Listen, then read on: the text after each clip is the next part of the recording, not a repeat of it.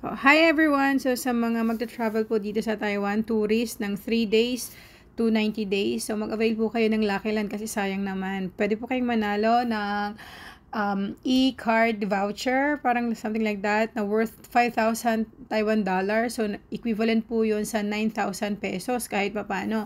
So pwede nyo po yun gamitin pang shop, pang kain, lahat-lahat na. So consumable po yung ano na yun.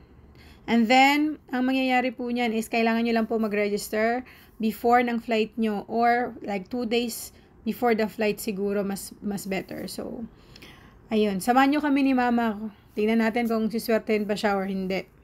So, ilalagay ko na lang yung link sa comment section para ma-check nyo po. Ayan, so ito na nga, nakarating na ng Taiwan si Mother for the many times.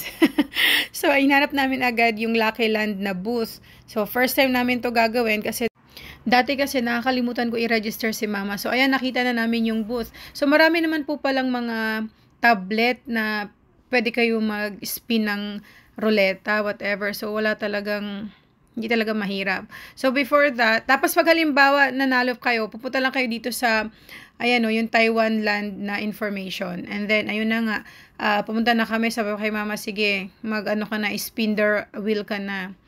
So, since first time, sige, basa-basa muna kami. So, merong 4 na languages, piliin mo lang ang English. Ayan. So, sabi ko, sige, try natin, Mother, ang iyong luck. Kung talaga mananalo ka. So, then, click nyo lang yan dyan. Kung anong nakalagay, follow nyo lang. And then, sabi doon, i-scan daw.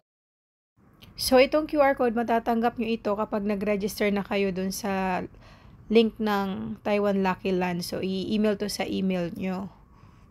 Ito sa email nyo. Then, ang gawin nyo lang, itapat nyo lang yung QR code doon sa camera. Ayan, i-scan nyo na yan. Hanggang sa mag-i-spin the wheel na siya. Ayan. So, kung maswerte kayo, may nakalagay dyan na you won. Pag wala, ganito po ang lalabas. Enjoy your trip and try again to visit Taiwan.